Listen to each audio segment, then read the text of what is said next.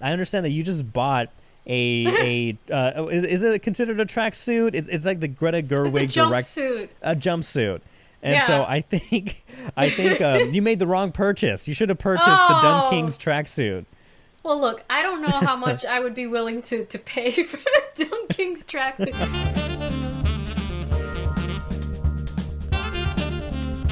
Welcome back to the Hub on Hollywood podcast. I'm your co-host, James Rojas. And I'm Jamie Blanco. Yeah, and on this week's episode, we talk about Madam Web getting tangled in a web of criticism. Oh no! No. Deadpool and Wolverine, the trailer drops for that new film. Pedro Pascal is Mr. Fantastic, but this time, Yes, not he just in is. real life, but in the Marvel Cinematic Universe. Iconic movie props are going up for auction and bringing the filmography of DreamWorks to life, to a ranking, to a new audience. All Yeah, that's yeah, happening. yeah. Really exciting stuff. But first, Jamie, I got to ask you, how do you like them donuts? Them donuts. Listen, I think that if I actually weigh in on this, I will get canceled. Oh, no. Because I may or may not be a Krispy Kreme girl. But What? Are there Krispy Kremes over here in There are not. Boston region? There aren't. There aren't. Yeah. Look, the closest Krispy Kreme, don't ask me why I know this, but I know, is at the the casino in Connecticut. There. Okay. I forget the name of the casino, but it's in Connecticut. That's Okay. the closest place that you can find Krispy Kreme. But who cares about Krispy Kreme? You don't need Krispy Kreme in New England, apparently. Who needs it? Not when you got dunks. Not when Not you when got you have dunks dunks. everywhere. No, this was Dunkies. funny. Yeah, everyone's talking about this, especially those of us in Boston, in Massachusetts. The Super Bowl was this past Sunday, this past weekend, and during it, we had the Super Bowl commercial for DunKings. And I feel like this was an Avengers moment for Boston because we had all of, we were crossing all the boxes. We had Ben Affleck, Matt Damon, Tom Brady. Doesn't get any more New England or Boston than that. Also, Jennifer Lopez. I know she's from the Bronx, apparently, but, not too Yeah. far away from us. But they all appeared in this DunKings commercial. That was, I think it was probably, if not among the best Super Bowl commercials this year. Yeah, I think it was definitely the most entertaining. Even if you're not from Boston, I think it was among the most entertaining. But James, have you seen not only what we got to see on the Super Bowl, but have you seen the extended cut? Have you heard the full song? I want to see the full Of the movie. DunKings. I want to see this. I want to see this whole movie. This is great. Yeah, I know. Leading up to the Yeah. Super Bowl, they had smaller segments, 30-second spots, 1-minute spots, or whatever. Yeah. And then they released this extended cut online, and this could be its own movie. I'm just saying. Yeah. I think that it could absolutely be. Apparently, though, Jennifer Lopez might not be in on that, because we talked about this. We Need an Ben. antagonist. We need an Yeah. antagonist, and she would be the perfect one for that. One thing that was great though is after the Super Bowl aired, everybody was talking about it, and they were talking about the DunKings tracksuits.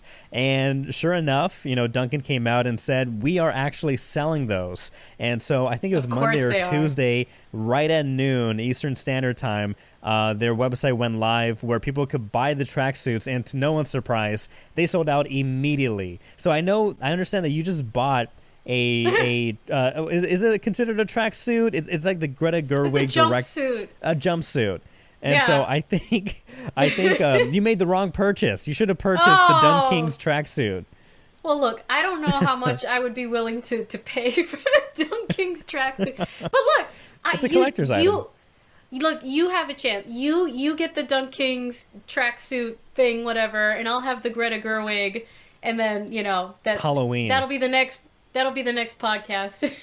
I think Who this would be needs to great. wait for Halloween? Yeah. I'm so excited about that purchase too. I'm such a nerd. I texted everybody. I'm like, oh my god, I'm gonna look like Greta Gerwig. Yeah, so I can't wait to show that off when that comes in. Did the commercial entice you into getting the DunKings drink with the three Munchkin A skewer. What was it?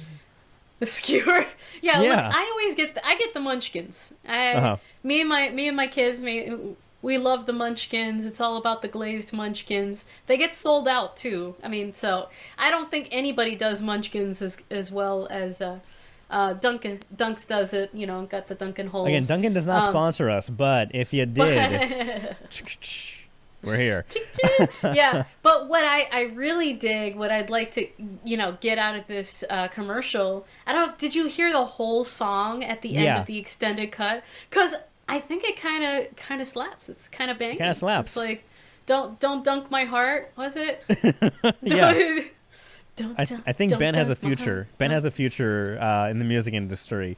But again, I love, the funniest part was Matt Damon. I love that when he just says, yeah, how do you like them donuts? I'm so sorry. And when he said, like, when I said I'd do anything for you, this is the anything. So I love that, the straight face. And you had Tom Brady in there playing the DJ. So it had it all. So if you're a Boston fan, if you're a New Englander, I think that circuit chord. So I think that was one of the highlights of the Super Bowl commercials. Let us know what you think about DunKings. Are going to go out there and get it. I looked up the ingredients for this thing. What it comes with is 3 cream, sweet cold foam, 3 vanilla, 3 French vanilla, and cinnamon sugar. We're on our way to get it right now. We're gonna try it for sure. Do you have a cup right next to you? Yeah, I'm gonna put like a DunKing cup in front there you go. Edit over this camera here. All right. All of that. Okay, excellent. We're good now. All right. So speaking about Ben Affleck and Matt Damon, they are Oscar winners. Let's talk about some Oscar-nominated short films. They're coming to the big screen in Brookline at the Coolidge Corner Theater, just outside of Boston. This is the 19th consecutive year that Shorts TV and Magnolia Pictures is bringing Oscar-nominated short films to the theater. This includes both live action and animated. So if you are into short films, if you want to see them, if you haven't seen them before the Oscars airs, check out the showtimes on their website for more information. That's the Coolidge Corner Theater in Brookline. Nice. I'm not sure if Hugh Jackman has won an Oscar, but or Ryan Reynolds, but maybe this movie. While you do the research, maybe this movie will be the one.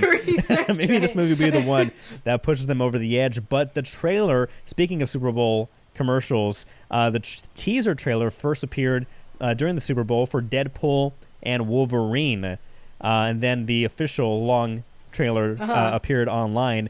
But this is a really cool one. I know we've been seeing a lot of behind-the-scene buzz, a lot of behind-the-scene, paparazzi photos with, those big telescopic lenses where you see Hugh Jackman dressed as Wolverine and Ryan Reynolds. But now we got an official title, Deadpool and Wolverine. I'm super excited for this film. I think excited is just, such an understatement for this. And I'm really excited to, I don't know, maybe dress up for this film. I feel like it's something that is so anticipated, has been so many years in the work, and it's something that's been a running joke, oh my god, for maybe a decade.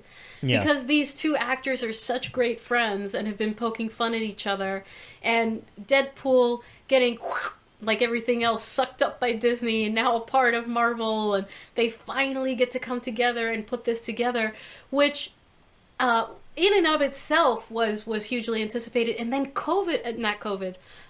then the strikes happened. Yeah. So all of this work got put on hold. And so it's just been even that much longer of a process to get it on screen. So I think people are just going to lose their minds when this one finally comes out. And I'm looking forward to the levity that it brings, because I think that sometimes these movies, they lose track of why people love them so much, and they get too serious and they get too dark, and I think films like this are just fun. And and there's going to be raunchy, such and R-rated. Raunchy apparently. So I get Hugh Jackman is going to be the straight man in this, but maybe he also gets to play on the raunchy side and all of that, and things that maybe we haven't been able to see him do before. So gosh, what is there not to look forward to? Yeah, in the trailer, we see a lot of familiar faces from the previous movies, Deadpool 1 and 2, as well as the introduction of the TVA on the big screen. Of course, TVA was in the Loki series, and so this is going into Yes. the multiverse, The and next even phase. Yeah. yeah, and so it looks like, the official plot hasn't been released, but it looks like it's going to be based off that comic series where Deadpool kills the cinematic universe or the Marvel verse, and so it looks Uh-huh. like, we're going to see some universe, jumping around. At one point, Deadpool says, "quote Your little cinematic universe is about to change forever. I'm the Messiah. I am Marvel Jesus." And so it looks like he Oh may be on God. a mission to kind of maybe course correct some universes that are going off the rails or whatnot. But very excited to see what this is. They showed a lot without showing a lot, if that makes sense. They uh, you know gave a lot of hints and clues about what the story may be, but it's still under wraps, still a mystery. Still looking forward to it. What I am also looking forward to, and this was rumored for a long time, but Pedro Pascal, we know he is Mr. Fantastic already in real life, but he will be playing Mr. Fantastic in the new Fantastic Four movie. Officially announced, he will be playing Reed Richards, and we have the names of the rest of the team. We're looking at Vanessa Kirby, who was in the latest Mission Impossible films. She's going to be playing Sue Storm, a.k.a. the Invisible Woman. Joseph Quinn from Stranger Things. He was the metal rocker guy in the Yeah. last season. He's playing Johnny Storm, a.k.a. the Human Torch. And hopefully I'm pronouncing this correctly, but Eben Moss-Backrach, he's playing Ben Grimm, also known as The Thing. He was most recently seen starring in The Bear, that TV series Oh about yeah. cooking, and also he was in Andor. He was in Right. the series Andor. Really good stuff. So really excited for this one. It looks like it's going to take place in 1961. Loving the different decade, different era vibe, much different than what we are currently looking at right now. So that's cool. Yeah. And anything Pedro Pascal, we love and we support Pedro. In Snap, this house snap. and many other houses. Yeah. Yeah. Yeah, and then lastly, running on this X-Men train, X-Men 97. If you are a 90s kid, you are very likely a fan of the animated series that aired in the 90s. We are getting a continuation of that story. The new series will be the 6th season of the show, picking up right after where the series finale took place. In the trailer, we see Cyclops, Wolverine, Rogue, Beast, Gambit, Jubilee, Storm, as well as Magneto. This is all coming to Disney Plus on March 20th.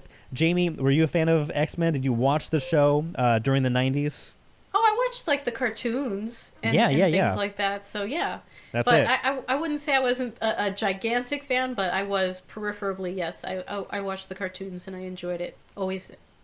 Yeah, they released the trailer, and I love the fact that and I think they had to, or else there would be riots in the street. But they kept the theme song, the original theme song Nice. from the animated series, and so because like that's like that has to be on the top, on the Mount Rushmore of theme songs of any TV show, live action or animated. Da-na-na-na-na-na-na. Ba-da-na-na-na-na-na. Da-na-na-na-na-na-na. Dun-dun-dun. Like, it's so good, and so it gets you hyped. I'm hyped for this show, X-Men 97, coming to Disney Plus on March 20th. Woo! Jamie, Yes. I'm not sure if we're hyped for this, however. Oh, And no. we have mixed feelings for this because it was filmed partly here in New England. Correct me if I'm wrong, but in Massachusetts specifically. But Yes. Madam Web getting torn apart on the interweb. Yeah. There's What's your initial thoughts on this? There's so much for us to break down here, James, So much. between the film itself and the stories that we have that we're going to be sharing today about the behind the scenes and when it was filming here back in 2022. This is another film Where that's was been it filming? delayed. So parts of it were filmed. The parts that I was associated with were filmed in downtown Worcester. But it filmed in multiple locations around Massachusetts. But yes, its score on the Rotten Tomatoes meter, James, might be the lowest that I've seen. Oh, what is it? At what is it, coming in at, what was it, 13%? Wow, Coming in at Morbius. 13%. The last Sony bomb was, I think, at 15%, and so this is even Wow. worse than Even that worse. one. There's so many things that are being said by, again, and you know, we're throwing it out there that we haven't seen the movie already, but kind of like based off of, I don't know, things. And I know when the trailer first dropped, we talked about this, how people were like, this movie based off the trailer alone looks like a mess, doesn't look good, and it may not be good. And those folks, they were right, because I've heard people reviewing, you know, saying that the script is a mess. The acting, though there are some sparks of passion and joy and whatever, what have you, there's a lot of dullness, and there's a lot of, I don't know, like you're just missing a lot of excitement and energy. And overall, it's a convoluted story with a lot of like ADR work that kind of tried correcting stuff. What have you heard? So, Madame Web is this comic that's been brought to life. It's she's a clairvoyant and precognitive mutant who first appeared in Spider-Man, and so she can see the future like a web, right? Because she is Madame Web. Played by Dakota Fanning. Dakota Johnson! Played by Dakota Johnson. Maybe Dakota Fanning would have nailed this role. I don't know. I think Dakota does a fine job. Sydney Sweeney is in this as well. Isabella Merced, Emma Roberts, and Adam Scott is in this film as well. So here are some of the reviews. Okay. One of the reviewers for Rotten Tomatoes says, "I owe an apology to the Marvels. Madame Web was one of the most painful theatrical experiences of my entire life."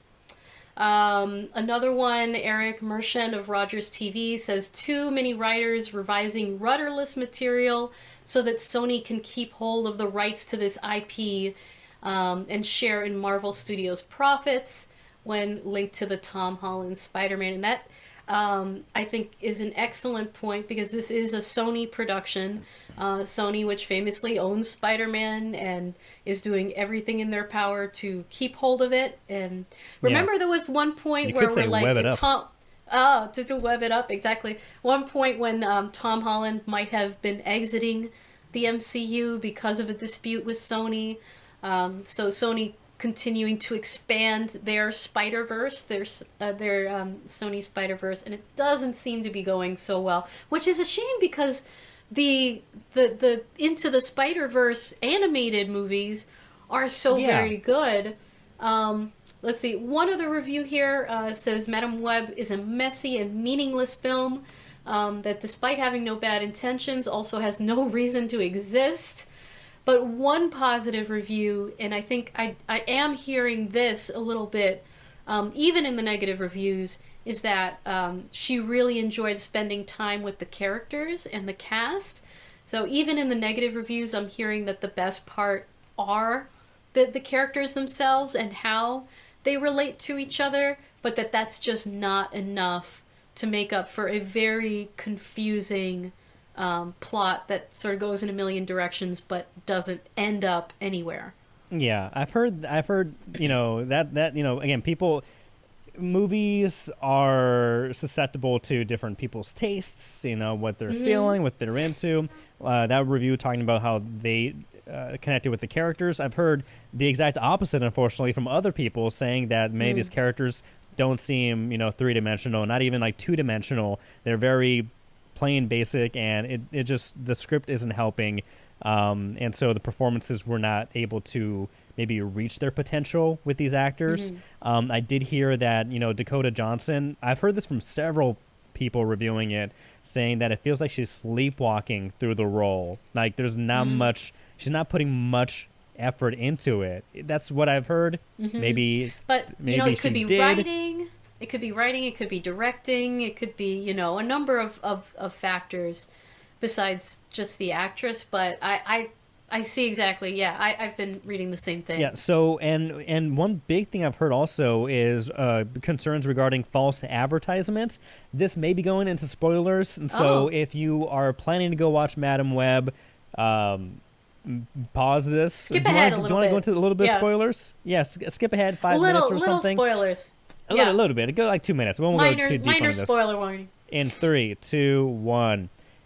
One of the biggest false advertisements accusations is that in the posters, in the trailers, you see different Spider Women. You see Sydney Sweeney. You see the other girls dressed up in their Spider Women attire with the mask and everything, their costumes, whatever.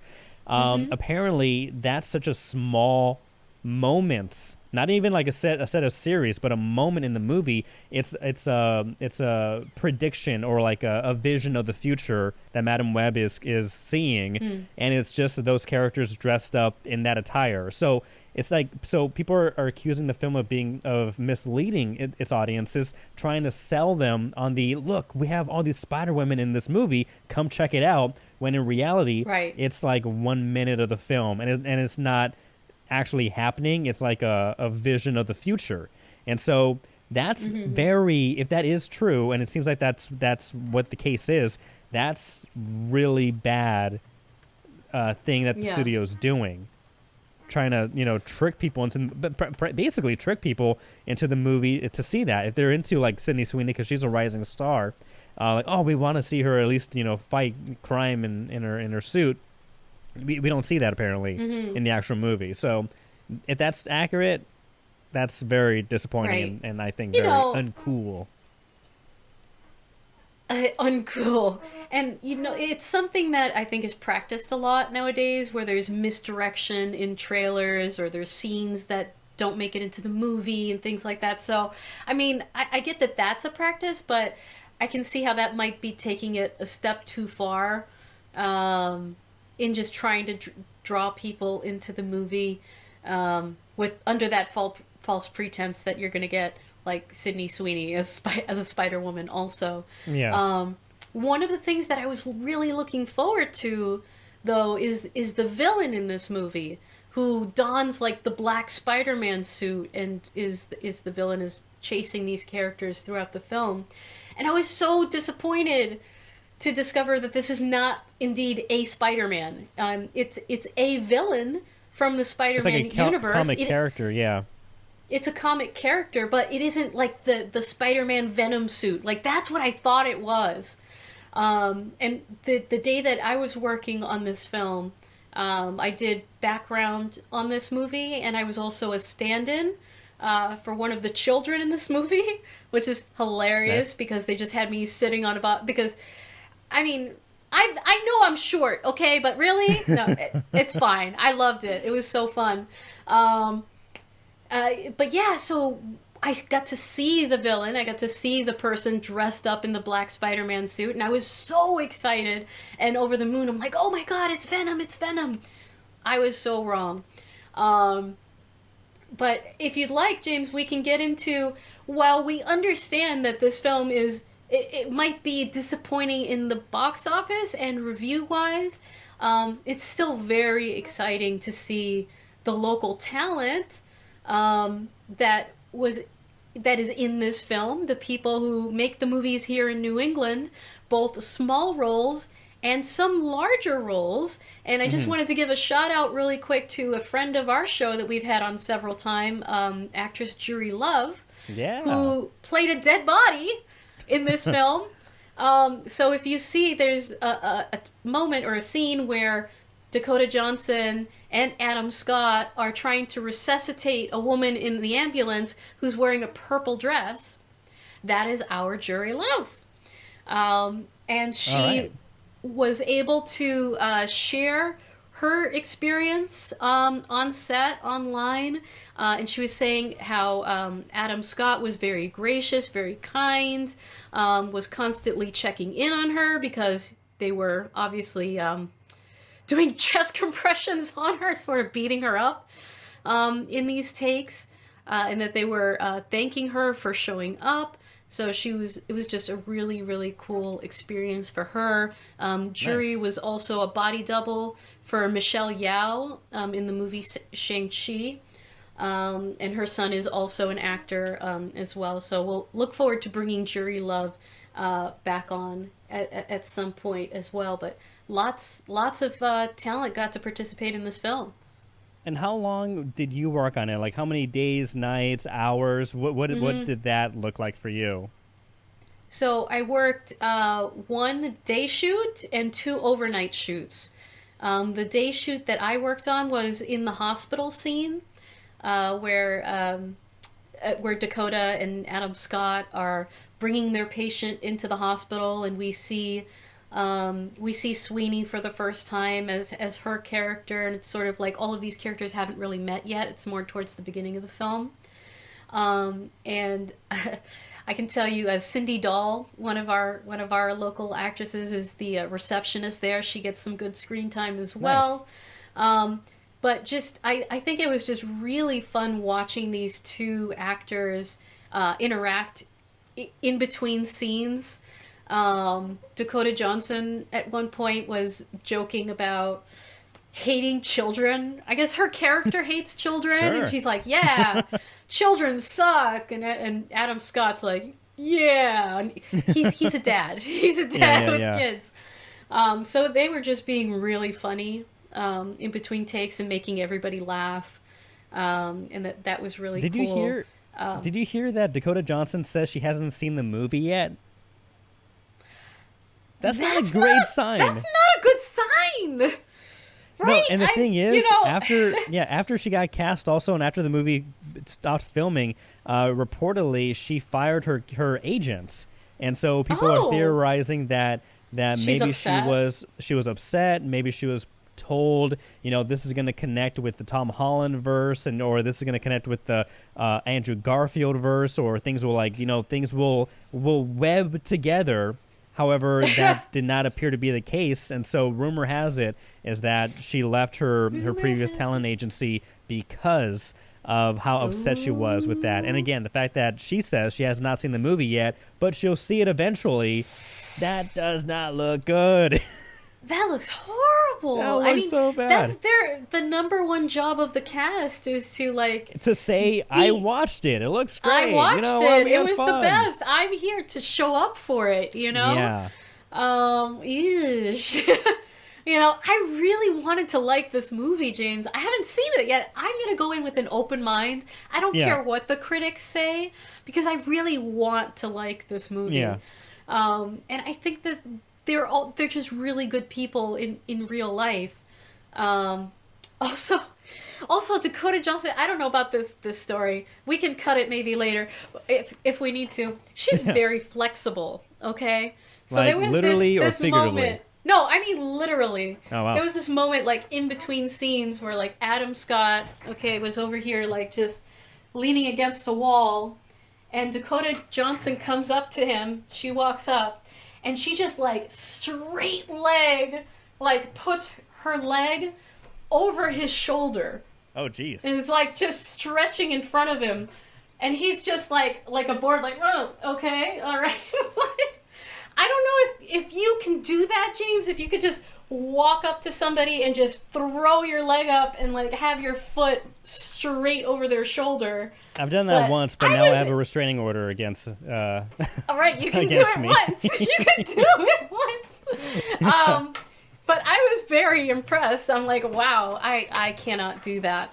No, what's funny? I know that I know you said that you want to see it, and and there are people that say knowing the reviews are not so great, that's the reason why they want to go see it. Shout out to the folks over at Mac and Goo. Goo said that that just knowing how atrocious the reviews are, he says it could cross over into being so bad that it's funny, and and in that way you enjoy the movie. From that perspective, from that point of view. So maybe people will hear kind of like with Morbius. It's Morbin time. Yeah. It became a meme, and then people wanted to see it and to see how bad was it, or really was it that bad. And so maybe this could be maybe this could have a meme surgence of some sort. Well, or Yeah. meme searches. But one thing I do want to see are the stunts, James, because on the nights that I worked on this, the 2 overnights, was in downtown Worcester, and they were shooting the chase scenes with the Hmm. ambulance. And I've got to tell you, these were the coolest stunts I've ever seen in real life, in person, in front of me. And there was a point where they had the stuntman in the full, Spider-Man outfit on top of the ambulance, physically on top of the ambulance, strapped down. But this ambulance is going like a good tick. It's going like 30, 40 miles an hour down the road. And he's doing these jumps while on top of a moving ambulance. It's just seeing that happen, like, in person, and the ambulance swerving and going around, and all the stunt cars that were associated with this too. There was a stunt guy on a motorcycle. Like, just watching them make the movies is such an That's amazing the best. experience. Yeah, It can be is the part. best.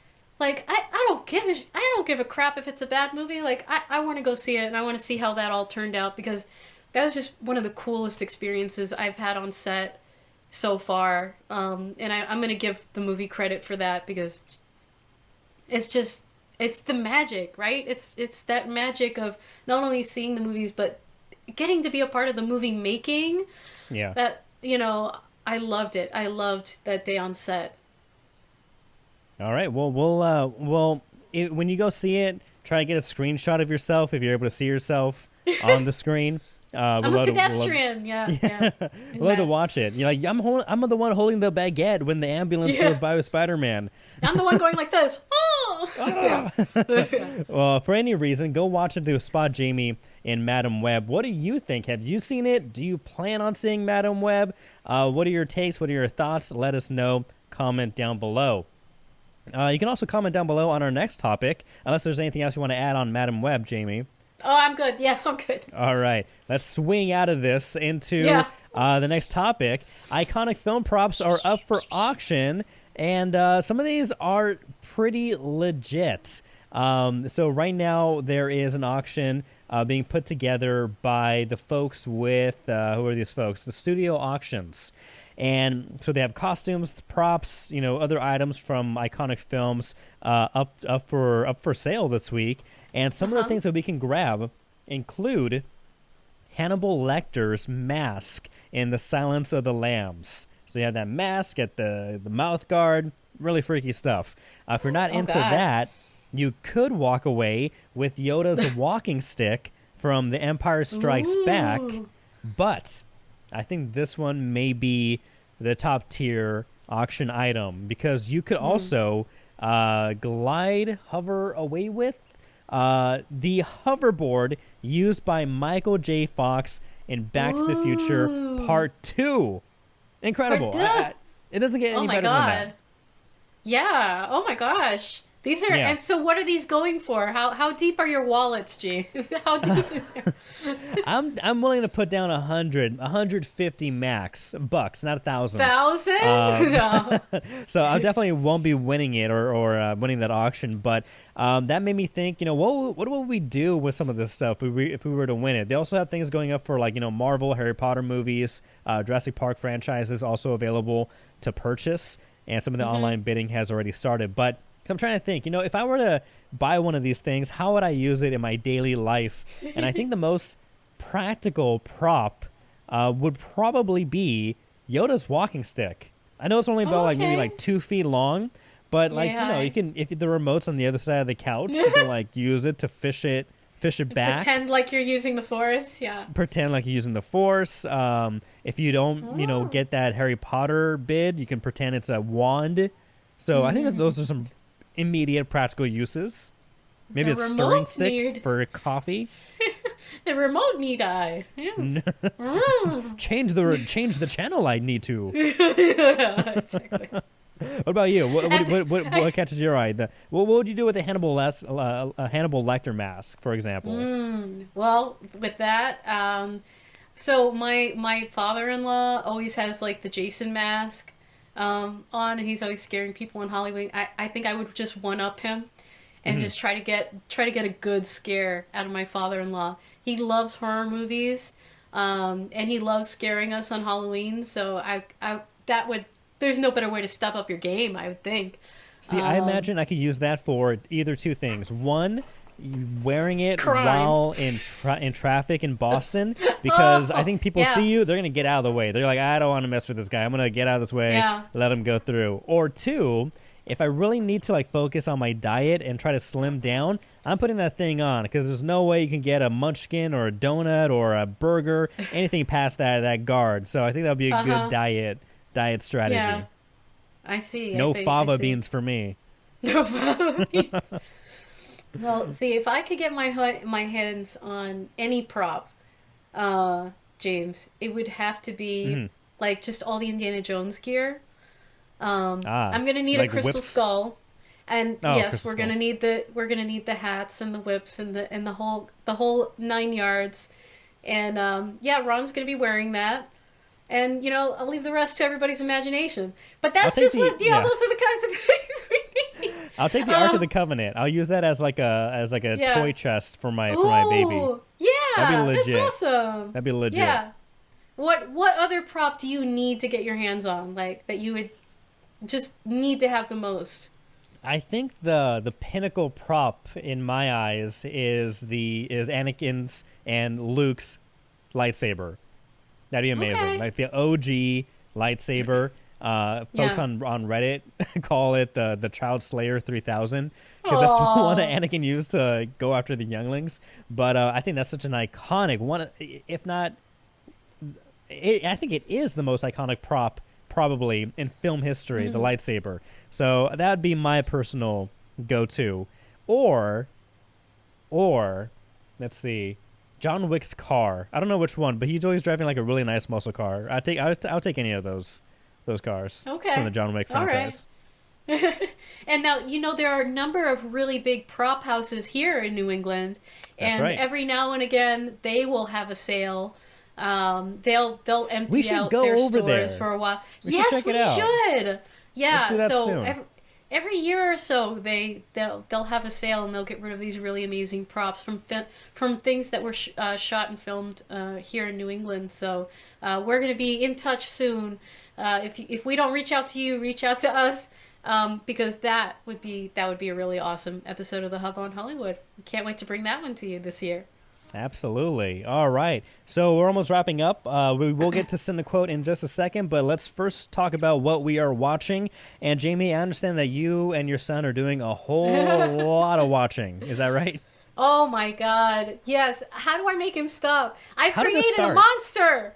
This started because he was watching a YouTube video of a person who wanted to rank every DreamWorks movie ever made. Okay. So this person went through and watched every single DreamWorks movie. I mean, there's dozens of them. I'm not going to count them right now. A lot of good ones. And a lot of really great ones. And ranked all of them. And he's watched this video like a dozen times. And now he's like, Mommy, I want to watch every single DreamWorks movie. So that's what we have been doing for the last 2 weeks. Yeah. We started with Ants, which is the very first DreamWorks movie that came out in October of 1998. How do the graphics hold up with that one? I haven't seen that in years. I think that Toy Story's graphics probably hold up better than Ants did. Going back and watching it, gosh, the person who plays the main ant, Woody Allen. Isn't it Woody Allen? No, it's not Woody Allen. Isn't it? Hold on. I have a gut feeling. Oh my God, it is. Well, it is. It is Woody Allen. I know. I remember that being like, that's like, it was such a weird thing. That's right. It was a weird thing, and now listening back to it, his voice is way more obnoxious than I remember, and it kind of makes the movie a little bit unwatchable. But I kind of need to watch this again. I'd say like B tier. You know, it wasn't the B tier. But an Ants movie is B. Yes, but you know what? Because Ants, insects, I get it. But Ants came out in 1998 to compete with A Bug's Life that came out just before that. Which is like leagues better. Leagues above Ants. And so an entire animation studio was brought up just to compete with Ants and Toy Story. And in all of that. So Ants, we've watched Ants. Then we watched The Prince of Egypt, which was the second Sorry, movie from. don't want to interrupt. What was his thoughts on Ants before we go to Prince of Egypt? Oh, sure. He liked it. He thought it was okay. He thought it was okay. He didn't. Yeah. Nikki didn't like the animation. We'll bring Nikki on next episode to go over some of the things that he likes and he doesn't like. But he did really like The Prince of Egypt, Great film. which was the next movie that came out. And it did not need to go as hard as it did, but it But certainly... it does. But it does, and it's like, it's a musical, and it's like super intense, and it's beautifully... The animation on that one definitely holds up a lot better, but it's also a little hard to explain infanticide and, you know, all of those sorts of... It's easy. Just say, like, you know, to my it happens. 8-year-old, and it's like, Mommy, Right. why are all the babies dead? Like, you know. You know, God, he just gets on one of his binges, and, you know, you just kind of have to roll with the flow. Yeah. Anyway, let's watch another one. So, besides that, but I mean, it was great. I think that it was really, really well done. So we skipped The Road to El Dorado. We're going to try to watch that That's today. a great one. That's a great one. Chicken Run is on our watch list, too. Also good. Sequel on but Netflix. We skipped ahead to Shrek and Shrek 2. Perfect. And so he really loves those. He actually doesn't like the way that characters look. My son doesn't like the animation style of Shrek and Donkey, which, to be fair, I mean, it was a little bit rough. These films came out in 2001 and 2004 respectively. But Shrek 2, the end of Shrek 2, holding up for a hero till the end of the night. That whole action sequence at the end of the movie. Hero. Oh my gosh. We've been listening to that. Yeah, I watch. Nonstop. I go on YouTube and just pull up that scene like periodically, like a couple times every year. Like that's it gets your blood pumping. It's exciting. It's like one of the best action sequences in all of cinema. Yeah. Perfect movie, perfect balance of humor and heart. Like it again, I say Shrek 2 is the Empire Strikes Back of the Shrek franchise. Yeah. It's amazing. Yeah, so we've been watching that ad nauseum 3-4 times a day. I need a hero. Row! And I'm it's so hard. Yeah, so it goes good, so good. hard. And then the gingerbread man. It goes hard. Yeah. To the night, he's gotta be young, he's gotta be fast, and he's gotta be fresh from the button. Yeah.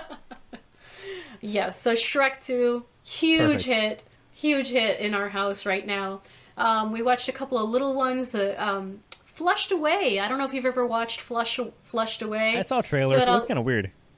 There's a little mouse, he gets flushed down the toilet, discovers a mouse civilization, finds a girlfriend, has to save all the mice. It was actually really, I liked it. It was super, super cute. So as we continue on our DreamWorks-a-thon, I'll continue to update you guys here, and then maybe we can get Nikki in to talk about a couple of these next time.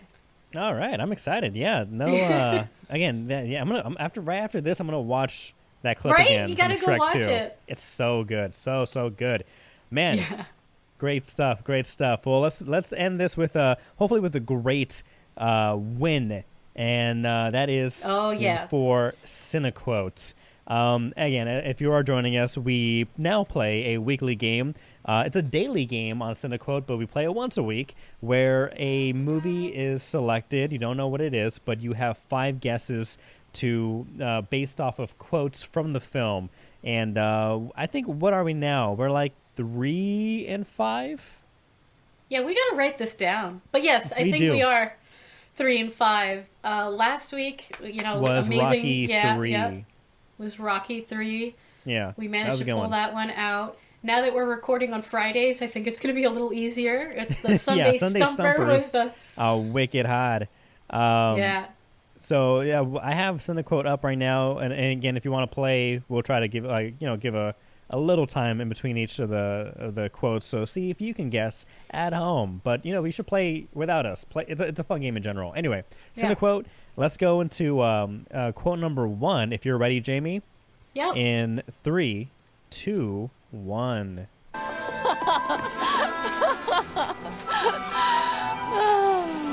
What should we do first? What you wanted to do the first night we met. Remember? May I have this dance? Yes. And then we'll have room service. It kind of sounds like Kurt Russell. Kind of like a young Kurt Russell. Okay. It's not ringing a bell with me right now. Not immediately for me either, so we can try to skip this one. But yeah, this one doesn't ring a bell, but that does kind of sound like Kurt Russell to me at least. But let's go for guess number 2. We'll skip this one. And then quote number 2 in 3, 2, 1. I wonder who that tall drink of water is. My dear, you have such a gaze upon the quintessential frontier type. Note the lean silhouette. Eyes closed by the sun, they're sharp as a hawk. He's got the look of both predator and prey. I want one. Happy hunting. I don't know. No. This is not ringing any bells with me at all. This isn't, yeah. Eek. What we got it on? Yeah, we got it on a third time last time, I think. So we got to at least hopefully get that. But it could be a period piece. Okay, so Bruce. let's go ahead and skip it. Okay. Guess number 3 in 3, 2, 1. I got you now, you son of a bitch. You're a daisy if you do. You're a daisy if you do. Is this Tombstone? I'm going to put Tombstone. Okay. And we're going to guess Tombstone. Again, we can guess, and if we don't get it right, we don't get it right. But Tombstone, 1993. I'm submitting in 3, 2, 1. Boom! Oh, wow. Nice job. I was right about Kurt Russell. Okay, I did not know Tombstone. Okay, good job. 1 for each of you. All right. Woo! Yes! This is 2 weeks in a row. We got it on the third guess. All right, young Kurt Tombstone's Russell. a great movie. Nice Tombstone mustache. is a great movie. That's after Shrek 2. Watching that clip, I'm gonna watch Tombstone. Such a good film. As should everyone listening to this podcast right now. Absolutely. And if you haven't been to Tombstone, Arizona, where the OK Corral shooting happened, go check it out. It's a ghost town, but it's the western area is still like intact to how it looked back in the day. But there's actual like normal city nearby or right on the edge of it. But if you go to Tombstone, I highly recommend it. If you're into the western kind of like rootin' shootin' cowboy tootin' stuff. Go for it. I like it. So, go for it. All right. Well, this was the Hub on Hollywood. Another fantastic week. Let us know what your thoughts are. We really want we want that feedback. We want that back and forth between the audiences. What was your favorite Super Bowl and why commercial? And why was it DunKings, starring Ben Affleck, Matt Damon, and Tom Brady? Also, Deadpool and Wolverine. What is your prediction on what the plot is? Pedro Pascal, Mr. Fantastic. Is that a good casting? I personally think so. And Madam Web. I'm just gonna leave it right there. Just leave it at that. Let us know what you think. Yeah. Okay. I'm still gonna go see it. So let's see. We might report have back to me. I might have a spoiler review for us next time here on the Hub on Hollywood. But until then, I am Jamie. I am James. We'll see ya. Bye.